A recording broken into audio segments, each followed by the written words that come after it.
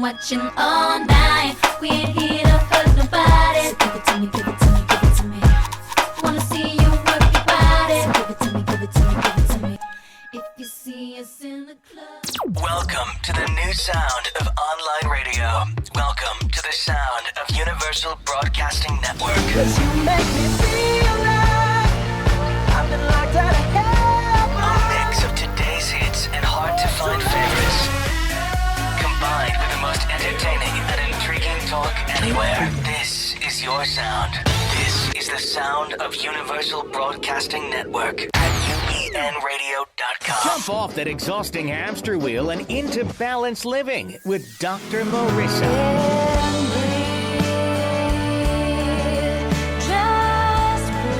Her mission, to be a beneficial presence on the planet. Her purpose, to be your personal advocate, to live, love, laugh, learn. Her life motto, don't die wondering. Take back your life with Dr. Marissa Fay on ubnradio.com. And welcome. My name is Dr. Marissa, and you're listening to my weekly talk radio show called Take My Advice. I'm not using it. Get balanced with Dr. Marissa. Every Tuesday at naturally high noon on your phone or computer. ubnradio.com, Universal Broadcasting Network, out of the Sunset Gower Studios in Hollywood, California. Every Thursday now, you get to hear me again on my NBC News Radio syndicated show, KCAA, AM 1050, and soon to be FM at 7 p.m. Pacific Standard Time. And you can also call in there at 832-999-1050 if you don't actually get that particular place on your dial. And this is a show about hope and happiness. So there's no gossip, no scandal, and no K-words, Kardashian talk.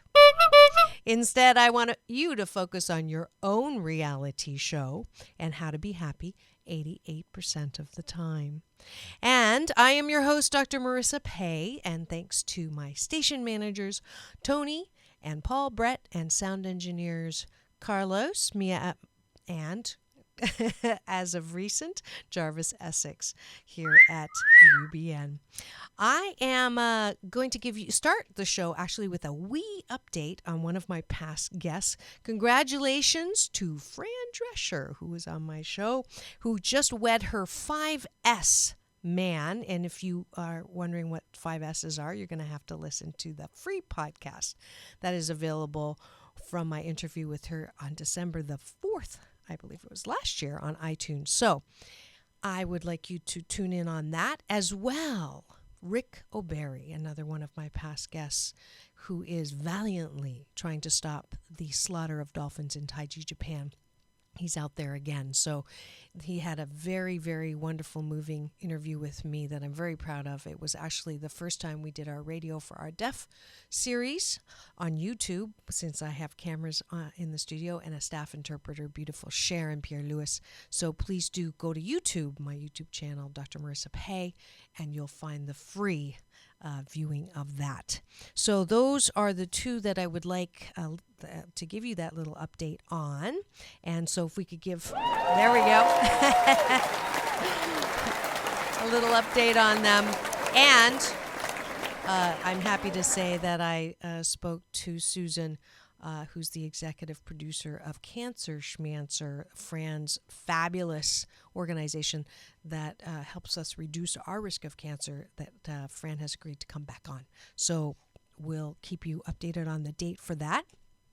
And this month, for those of you who did not know, International Day of Peace, or Peace Day, is September 21st. So I decided to make this whole month all about peace. And so today's guest is someone who has a book and who has actually been endorsed by His Holiness the Dalai Lama. I can't think of a better person who symbolizes peace and is one of my favorite teachers on the planet. So Brent Hunter is the author of The Raiinbow Bridge, a book that gives an actual roadmap to inner peace at a personal level and world peace on a global level.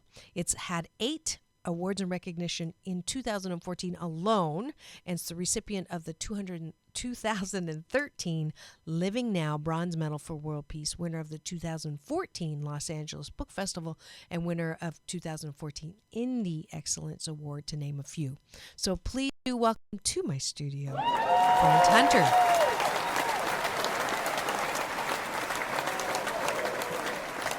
Hello, Brent. Hello, Dr. Marissa. How are you? I'm fabulous. How are you today? I am very happy, thank you. And I haven't done this for a while, so I'm going to say, I have a friend who doesn't have an answering machine. She has a questioning machine. And so when you call her, it says, "Who are you and what do you want?"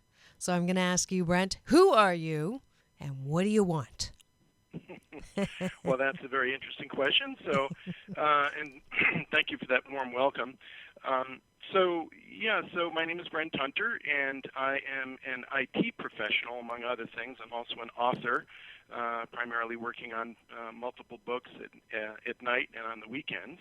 Mm-hmm. And the whole concept of, and I also work in knowledge management as well. I work full-time today at Blue Shield of California in the office of the CIO as a senior project manager.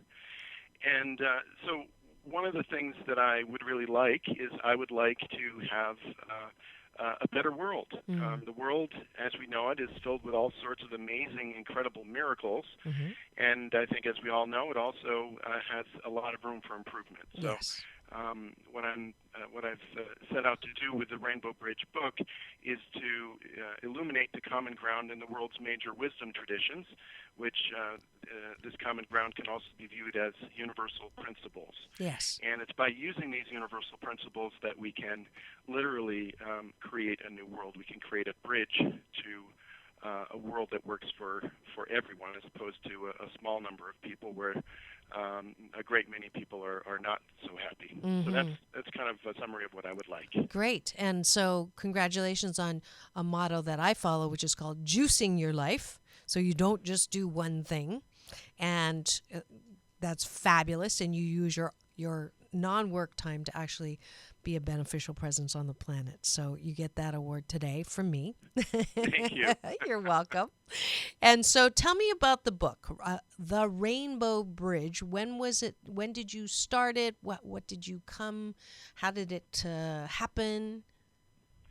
Sure. So the first edition of the Raiinbow Bridge was published 13 years ago in 2001. That's a long time. And it came about as a result of an experience that I had running an internet business from 1994 until 2001. During that period of time, it was extremely difficult. Certain points in time were extremely challenging and really, really tested me on just about every level that one can be tested on. Mm-hmm. And through that period of time, I was taking notes and writing down all of the various things that I felt were really, really important to get me through those rough waters. And I was drawing upon my multi-religious and multicultural background. My mother was born and raised in Turkey, so she was 100% Muslim. My father was Jewish, so I'm half Jewish, and yet they raised us as Christians. Wow. And and as if that isn't confusing enough, my father was also interested very deeply in Buddhism and meditation, and in particular transcendental meditation. So he brought me and my two sisters to learn how to do TM when I was 12 years old, and so that's been a very important experience in my life, and I've been meditating ever since. Fabulous. So we have actually that in common. My mom was raised by a Baptist preacher, was my grandfather, who was converted by Hudson Taylor in China. My dad, her mom was a Pentecostal. My dad's mom was Catholic. My dad's dad was atheist. My mom was adopted by a Russian Jewish woman. So through the woman's line, I'm also part Jewish. So we share quite a few things there. Interesting. That's great. Well, congratulations, because I really do believe, I didn't always think this. When I was young, I thought it was really confusing, but now I think it's actually one of the greatest gifts that anybody could ever be be given. Absolutely. Yeah, and so just to continue, so in terms of how it came about, I was basically meditating one day, and I had to close down the operation. It was called The Park. It was an online community, and I had to close it down in 2001. And I was sitting there meditating one day. I had all the notes in front of me, and I was meditating, and it just came to me that what all of these notes that came from all of the different major wisdom traditions, what that represents is really the common ground in those same traditions. And the whole concept that this is therefore a bridge, this whole concept of universal principles creates a bridge between all the different religious traditions. And the word rainbow, of course, comes because a rainbow, we associate many different colors with a rainbow, and yet there's only one rainbow, right? So it's out of a diversity of colors is this unified single entity. And so the Rainbow Bridge, that's how the name came about. And so it's basically this global universal bridge that can bridge across all the different religious traditions, but also across all cultures, across all age ranges, across basically any kind of boundary or division you can imagine. I love the concept. I'm all about balance and inclusion, and so it very much resonates with me. I do have to put the moose on the table. When I started saying that I was going to have you on, the name of your book, people either asked me, is this a religious book? And then I had other people ask me, is it a gay book? Because of Rainbow has been adopted so well by the gay community. And so from what I understand, it's not. I mean, I haven't read through the whole thing, but I've read through many different parts. And for me, the rainbow and the bridge that I really resonate with is that it is cross all to the common parts of all religions that deal with self-love and connecting with God and inner peace. So absolutely. And also, rainbows are located all over the world. No matter where you are in the world, the scientific principles that are behind the visibility of a rainbow are true, and therefore rainbows exist all around the world. So it's really quite a unifying kind of symbol and concept. Yeah, I found it, actually, a little side note here, a little ironic when I was researching rainbows, that, the original biblical, it was a biblical symbol, right? Yes, way back, and now it is a symbol taken on by the gay community to symbolize diversity and inclusion and equal and balance. And so I found it very ironic putting that moose on the table, that something, that is supposed to be that symbol seems to have such a difficult time in religion. So, sorry, that was an aside, but maybe through your roadmap to world peace, we can actually get there. So peace across religions, peace across nations, peace across... That is why I invited you on the show, because I think this is one of those topics, especially every time you turn on the news. It just seems we are further and further, not any closer, in fact, further from world peace.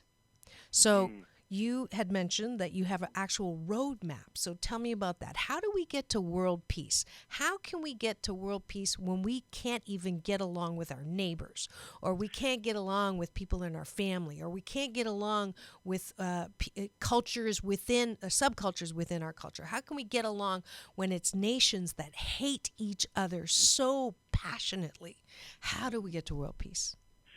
Well, that's a really good question, and we only have a limited amount of time. But fortunately, we do have the Rainbow Bridge, and I can give you an answer to those questions.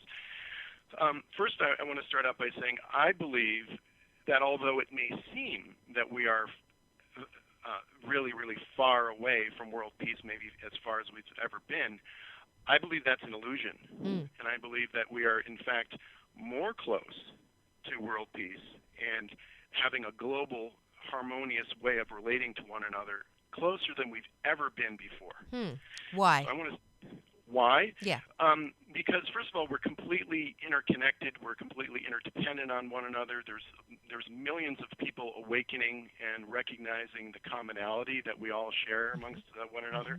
You know, we've never, before the internet came around, we've never really had the opportunity to inexpensively, and I underscore that, inexpensively communicate with just about anyone else in the world almost instantaneously. Yes. And that is a miracle. That Yes. is an incredibly powerful tool that we have.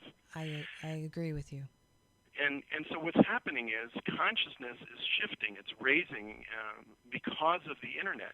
And I believe that we are all, again, gaining awareness on a mass scale of our similarities and of our desire for peace and of our desire for happiness. Yes. And so, and there's a lot of other reasons. I think that, you know, when you turn on the TV or read a newspaper, you know, you tend to hear about all this sort of sensational things. There's a lot of amazing things that are happening all over the world, and if you're not careful, you may just miss them. Yes. You know, Yes. so I think that's one of my biggest beefs. I heard that term that media has become a weapon of mass distraction.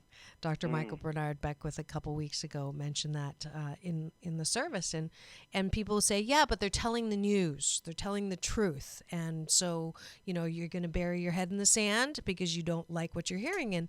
And my response has always been, there are so many things that we could be reporting. There's so many things that we could be making movies about. There's so many things that we could be putting in our reality shows that affirm the goodness of people, that affirm what is working and not what's wrong with people. And this it's a bad habit we've gotten into where, we're glued to things that bring out the worst in us.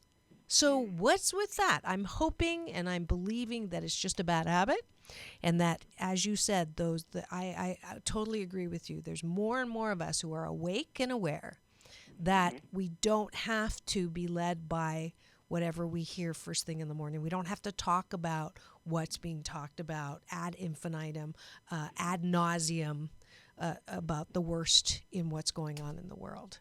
We can still hear the conflict, we can still hear the tragedy, but the way that we respond to that, I think, is a key. So tell me about the 14 concepts. You mentioned it when we did our little pre-call. I'm fascinated by that. Thank you. So, and I'll get right into the 14-point roadmap to world peace. But before I do that, I just have to say that any conversation about world peace and harmony and cooperation would be completely incomplete without also having a conversation about inner peace. Absolutely. It's really, really important because the world around us is a collective manifestation of our minds. And so to the extent that we have large numbers of people being afraid of things, then we tend to see sort of a fearful reality. But again, as more and more people awaken and find ways of coming in touch with their own inner peace and harmony and tranquility, that alone then starts to spread a kind of a field of peaceful energy around us. Right. So I think one of the most important things is that anybody that wants to hear anything about world peace, the absolute first thing is for that individual and each one of us to be thinking about what are we doing in our own lives to help bring about our own inner peace. Excellent. It's really, really important. And I do love the fact that you've got about 1,000 little excerpts in your book on how to get to that place of inner peace that cross, like you say, they're universal principles. They're not from one religion. It's not a religious book where it's dogma saying this is the only way to get to God or this is the only way to go to heaven. But there's really, truly some fundamental cross-religion, cross-cultural nuggets. My favorite one is number 38, I believe, that I saw. And that's the one where don't take things personally. And that's one of the 4 agreements from one of my past guests, Don Miguel Ruiz, in his mega bestseller, The 4 Agreements, that I think is absolutely essential. Because if we have that set point of inner peace, there's an African proverb that I love to quote, which says, when there's no enemy within, so I'm at peace within, then no enemy outside of me can hurt me. So if you don't have the book, and you have to stay tuned, because Brent's actually very much agreed to give away some free books, since I have to live up to my Asian Oprah honorable moniker. But we are going to give, so stay tuned to that. And if you've just tuned in, we're talking to Brent Hunter, the author of The Raiinbow Bridge, and a very very thorough book on two things: inner peace, how to get to inner peace, and how to get to world peace. So now, after inner peace, and when we get to that place, what are the 14 things that we need to go to as a world to get world peace? Okay, and then I just want to just mention briefly, sort of as a kind of a prelude to the roadmap to world peace, the whole concept of a global operating system. This is another really important concept for people, for all of us to understand. There are computers, Macintoshes, PCs, Unix machines. A computer has to have an operating system, and the purpose of the operating system is to equitably distribute the resources of the computer. If you didn't have an operating system, a global operating system for the computer, then any program could start sucking up all the memory, all the CPU power, all the hard drive capacity, and peripherals, etc. I can tell you're an IT professional. Yeah, exactly. But this is I love this example because people can totally relate to it. And they just get it, and this is so critical for the times that we're living in. So a computer has to have an operating system, and if you don't have an operating system, then any program that's on that computer could then just again suck up all the resources. So a computer has to have an operating system. Now the world that we live in is a completely interconnected system. It's we're completely interconnected. We're completely interdependent on one another. If we have, some country, some big country having major financial troubles, that's going to send terrible ripples all across the entire planet. I mean, just among one example. And so the world that we live in does not have a smoothly functioning global operating system. There's an understatement. And that's really, really important, because when we recognize that we don't have a smoothly functioning global operating system at the global level, then it's actually not a surprise at all. All of the challenges that we have, they're not surprising. Wars, poverty, crime, terrorism, all these things they actually make sense. Because if we had a smoothly functioning global operating system, which, just like a computer, would ensure the equitable distribution of resources on the planet, then that would bring us a long way towards having a world that is peaceful, that's harmonious. And so this concept of global operating system, I just wanted to mention that because it's so important. Sure. Now, in terms of the roadmap to world peace, this is a 14-point roadmap that will help create a smoothly functioning global operating system. And so I'm just going to go through the 14 different points. Some of them are much more complex than others, and so I'm not going, and we only have a limited amount of time, so I'm just going to, 22 minutes to be exact. Introduce each one. 22? Okay. Okay. So the first point here is to create a team that consists of everyday people as well as Nobel laureates, global luminaries, philanthropists, leading business people, people that are running nonprofit organizations, universities, etc. Because what I'm not saying that I have all the answers. I have a roadmap, though. I have a roadmap that can bring us to where we all want to go. Okay. So the first step is to create this team that's guided by this roadmap to start discussing the roadmap and talking about how we can manifest it and basically create it in the world. Okay. Now, the second point is to modernize and restructure the United Nations. Again, there's a lot of different components in here, but this is really important. The United Nations, there's a lot of misunderstanding about the UN. And there are a lot of issues with the UN. There's no question about that. It needs to be upgraded. Just like any kind of computer system that's really old, it needs to be upgraded and sometimes replaced. So some elements of restructuring and modernizing the UN include starting first and foremost with restructuring the Security Council. The Security Council is made up of 5 permanent members, and each one has veto capability. So it only takes one to veto, and then everything just stops at the UN, at the Security Council. What needs to happen is that the Security Council needs to be subordinated to the General Assembly. The General Assembly is the greater body that consists of all the countries that are part of the UN. Okay. This point was actually brought out by Albert Einstein right at the time, shortly after the UN was founded. And the UN still has not made the Security Council sort of subordinate to the General Assembly. That's really, really important. Okay. And in addition to that restructure, we need to have a way for the voice of the people to be incorporated in the UN. And we can do that by something that's called the UN People's Assembly. But whatever we call it, it's incorporating the voice of the people. And fortunately, there's a global movement to do just that. Okay. There's also part of this involves working with a UN change management team. There is actually a change management team that has a sole purpose of trying to figure out how to make the UN better. So that's the second point. Okay, I didn't know that existed. I'm glad to hear that exists. But two reactions, and normally I'm a very positive person.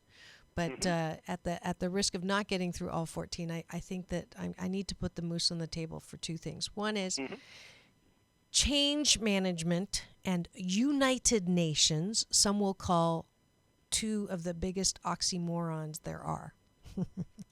Because we're not united, because we don't want to be united.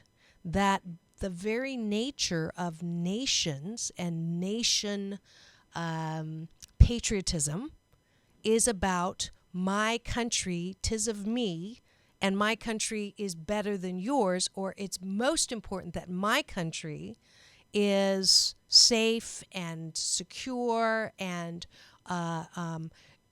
able to keep out illegal anything and to not be attacked and to live in safety. So that primary belief system that I hear from Americans, from countries all over, that is the most important thing. How can we have a group that actually supersedes that primary human kind of foundation? Sure, and that is a very good question. And let me say that the whole concept of unifying has been done all over the world many times, and there is no. It's not mutually exclusive to have a world where everyone identifies themselves as world citizens or global citizens. It's not mutually exclusive. We can also identify ourselves as local citizens as well. Let me just give you some examples. Okay. I live in Los Angeles, and so I'm a member of this city, if you will. But Yes. I'm also a Californian, and I'm also an American, and I'm all 3 of those. None of those are mutually exclusive. And I also happen to be a global citizen and a world citizen, and that also, all of those things are not mutually exclusive. So if you take a look at the United States, for example, all of the different states are operating in some sort of semi-autonomous way, and yet they're all brought together by the federal government. Now, the U.S., I'm not holding out the U.S. as some kind of perfect institution. It's not. It's kind of like the UN in the sense that it's brilliant, and it needs to be reformed. There's a lot of problems here in the U.S., a lot of structural kind of issues that are not ideal, and it's the same thing with the UN. So I think it's really important to be guided by our ideals. So if we start by recognizing that we all live on this planet, then we can begin to appreciate that we're all world citizens. For some people, they need to hear a little bit more about that, Right. and to read it a little more, maybe watch some videos or whatever. And there's a lot of great information out there about that. Right. And other right. people will recognize that that's, of course we're world citizens. So there's, runs the gamut. But talking about this concept and also talking about the need, the absolute critical need for a smoothly functioning global operating system that's better than the one that we have today. That is critical. So that's kind of, you can imagine that that's like one of our ideals, right? So let's be guided by our ideals of creating a world that works for all, of creating a smoothly functioning global operating system. And the UN represents, it's probably the best thing that the world has ever created in terms of an attempt at creating a global operating system. Right, right. And it's done a it's done a lot of good, but I can't stress enough. Obviously, it needs to have a lot of changes. Right. And we're going to take a quick break and be back in 2 and 2 to talk to Brent Hunter, author of The Raiinbow Bridge, on Take My Advice, I'm Not Using It, Get Balanced with Dr. Marissa. Do you want to be a part of a holistic solution to our broken jail system? The Emerging Leaders Academy is helping reduce the California statistic where 3 out of 4 people return to prison within their first year out. In partnership with the LA County Sheriff's Department, LA Urban League, Goodwill, Long Beach PD, and the Agape International Spiritual Center, ELA, a nonprofit program, is a transformational path to opportunities with responsibility and a recognition of the unique role we all have in this thing called life. If you would like to be a partner in someone's inside-out transformation with career development, entrepreneurship, therapeutic literacy, financial education, and hope to those who think they have no alternative than to return to jail, then be the change you want to see and become an ELA partner. Visit emergingleaders360.org today. Did you know that women are capable of over 11 different kinds of orgasms, and yet 87% of women are sexually unsatisfied? Did you know that 9 out of 10 couples desire deeper intimacy in and out of the bedroom? If you desire more pleasure, better orgasms, and a more sacred sensual connection, visit DeviWardTantra.com and get your free female orgasm guide to uncover the top 3 blocks preventing you from having the pleasure, intimacy, and orgasms you crave. That's DeviWardTantra.com.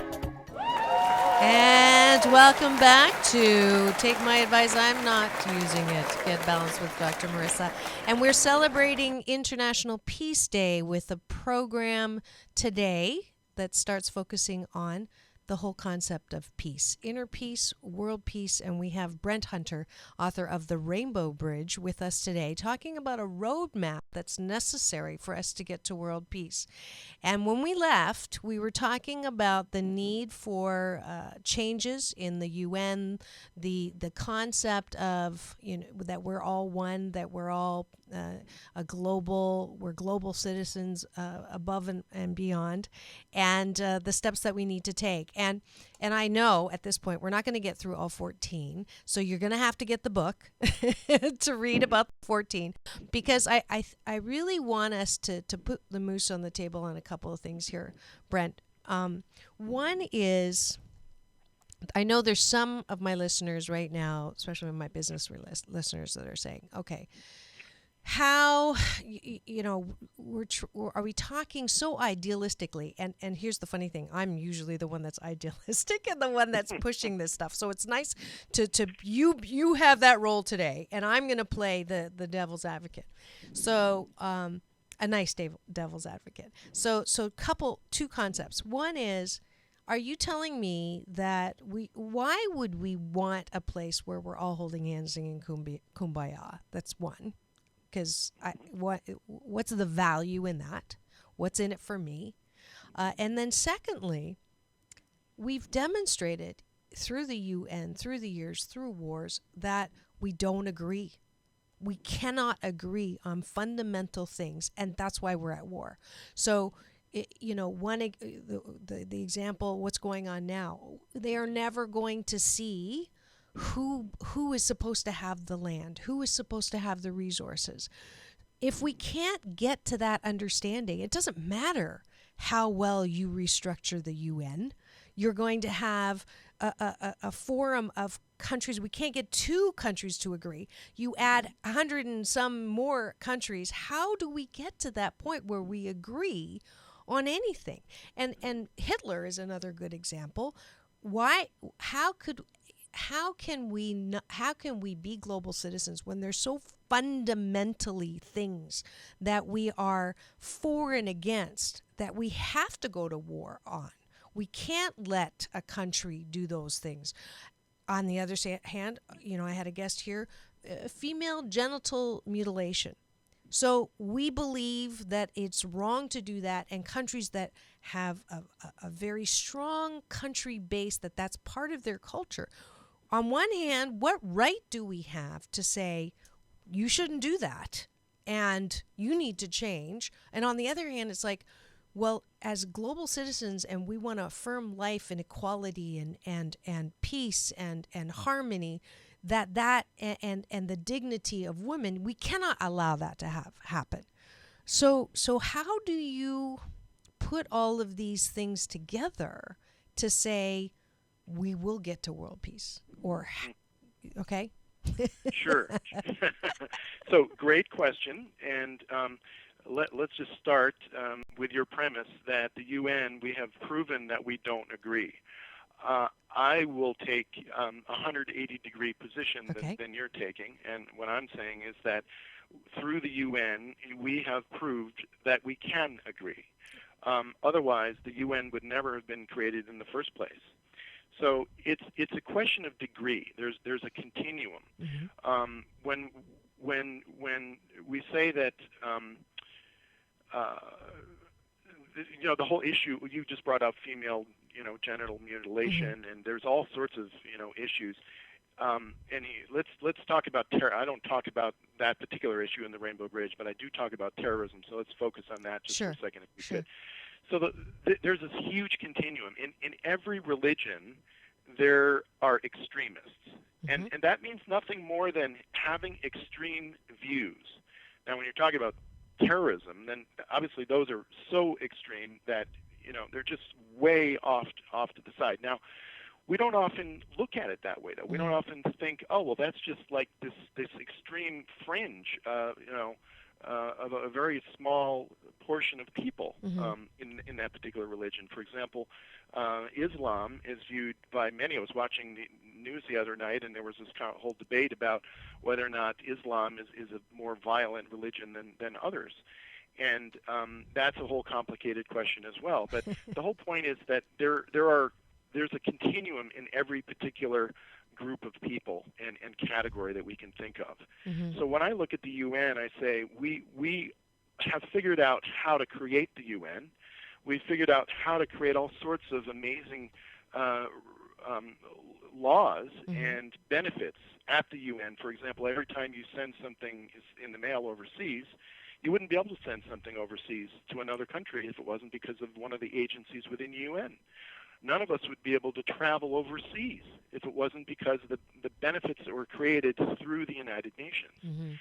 And the use of radio waves and television, the whole frequencies were allocated and agreed upon by various agencies within the UN. So the UN has actually created incredible benefits for the planet.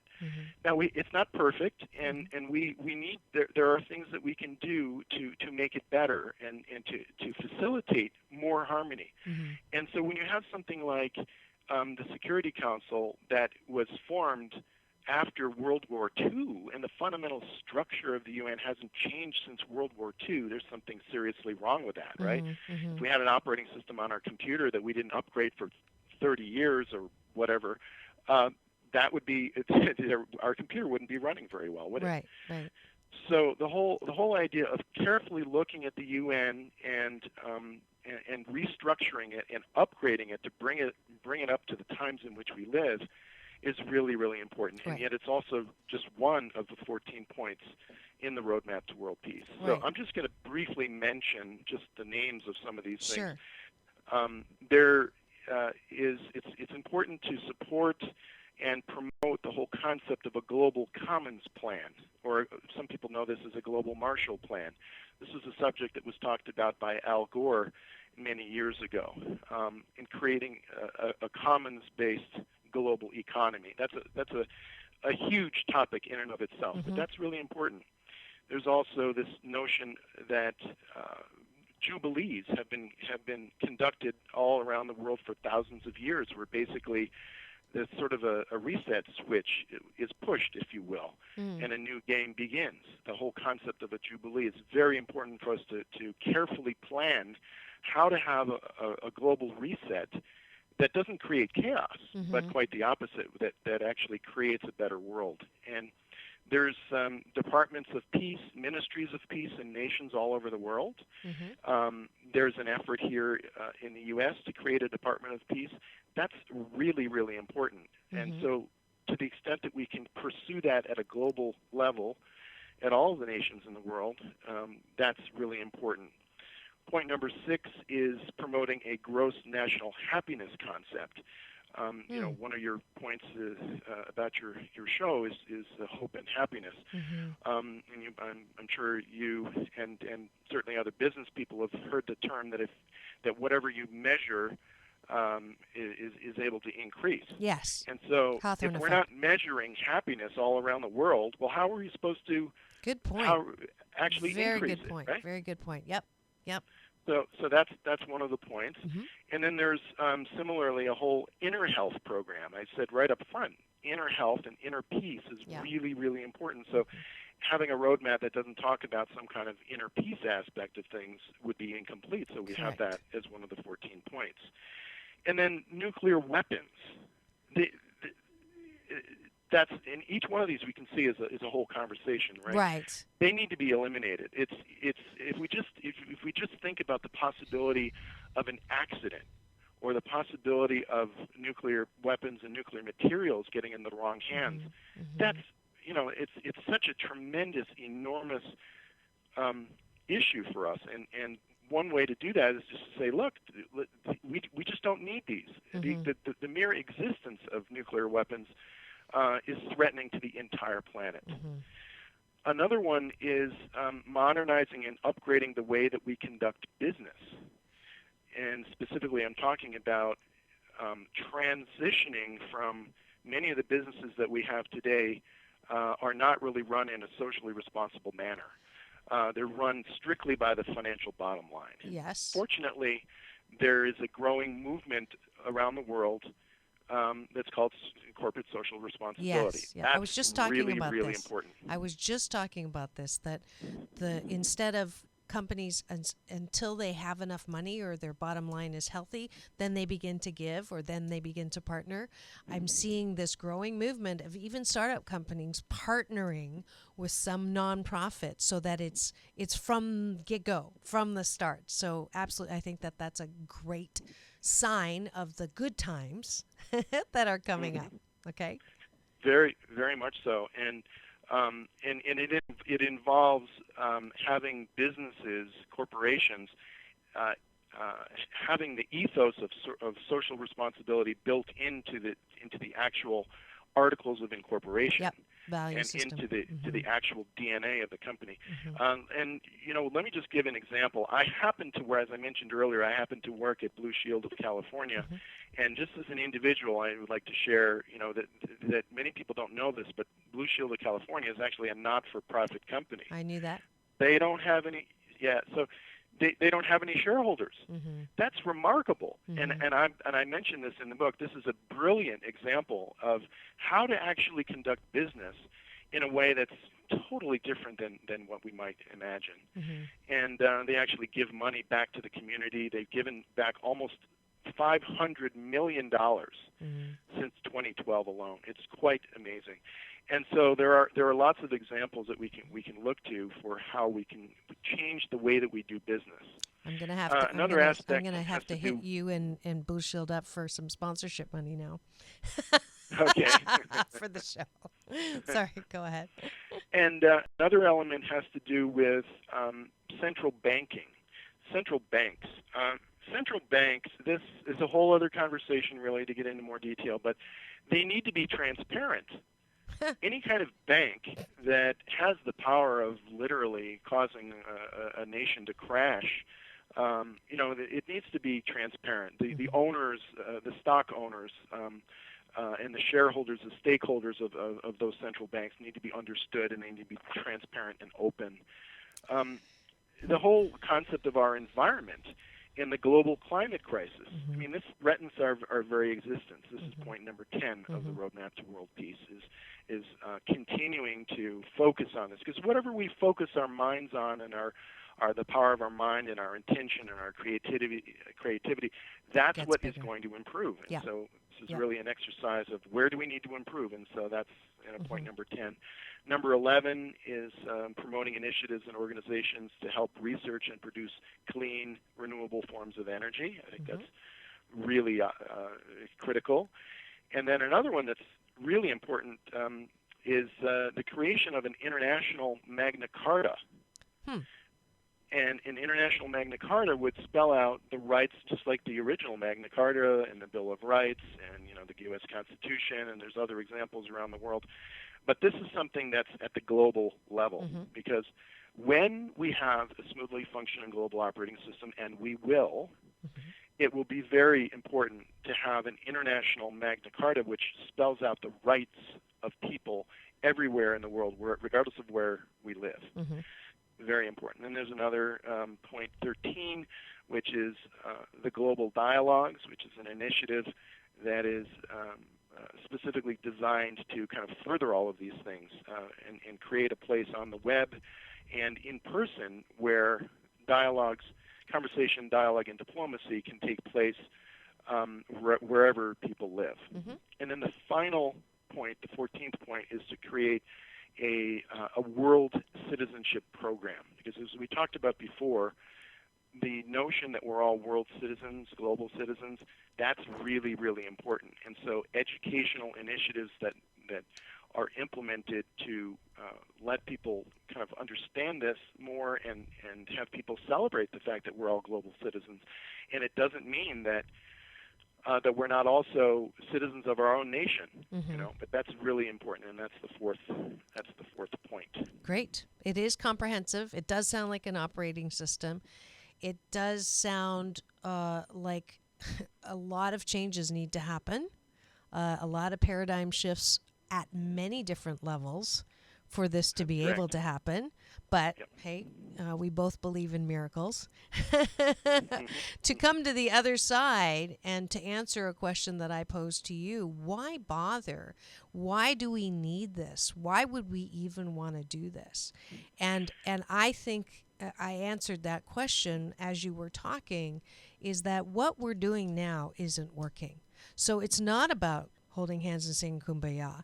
It's about the fact that as a planet, we're at a place where there's a lot of things dying. There's a lot of fear. There's a lot of depression. There's a lot of hostility. There's a lot of negative emotion, low vibration. People are not happy 88% of the time. So for no other reason,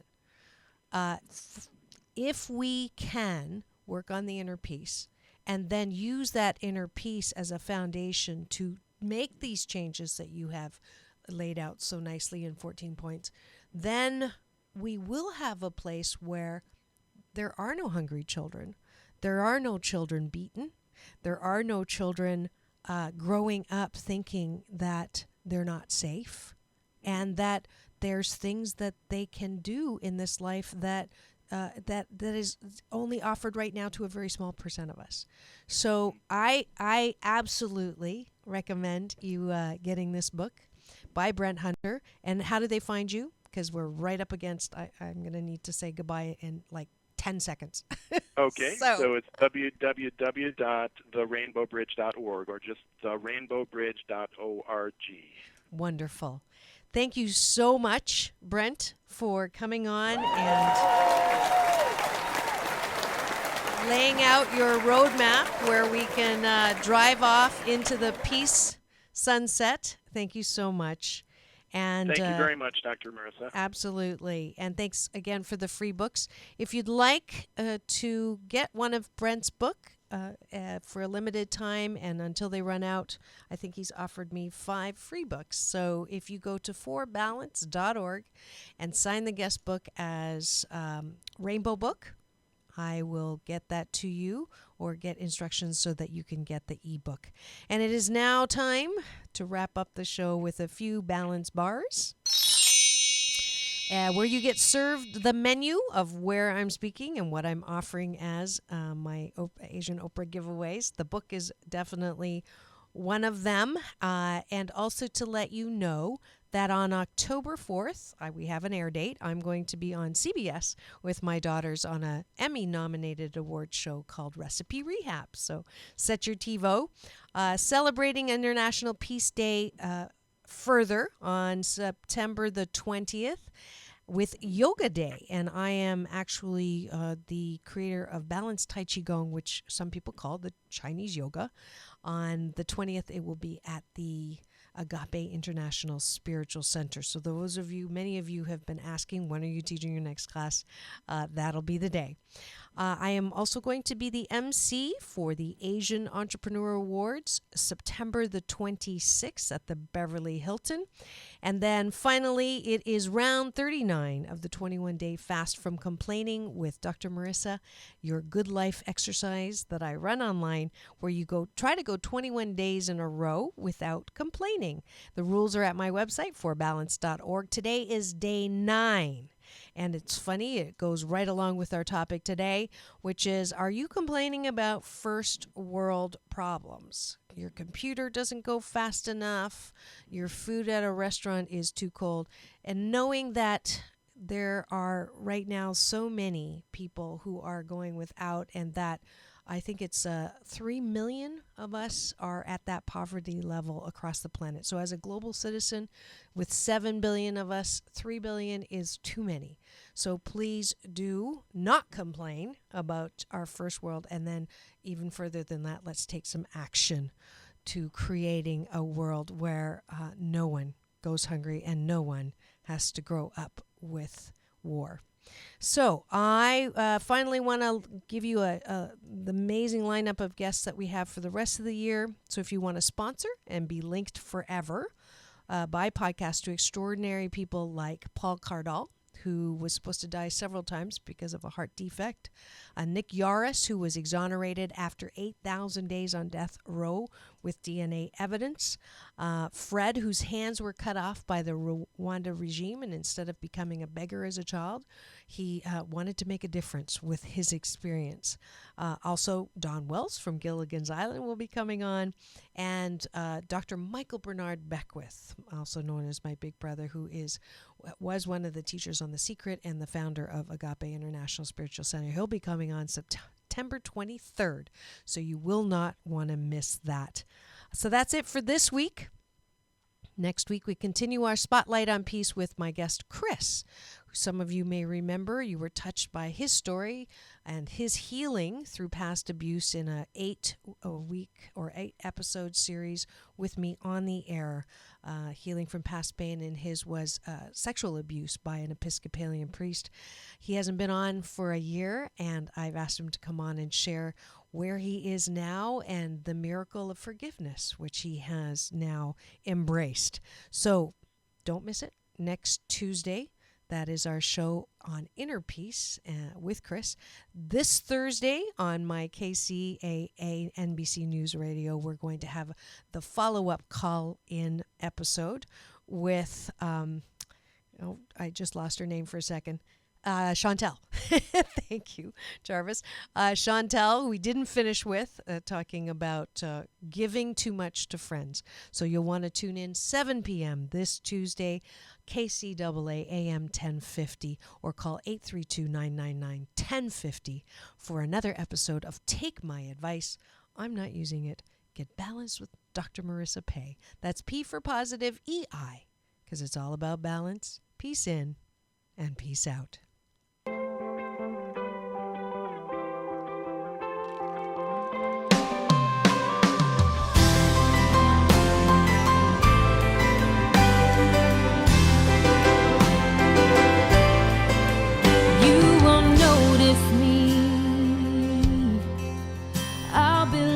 My mark like initials carved in an old oak tree.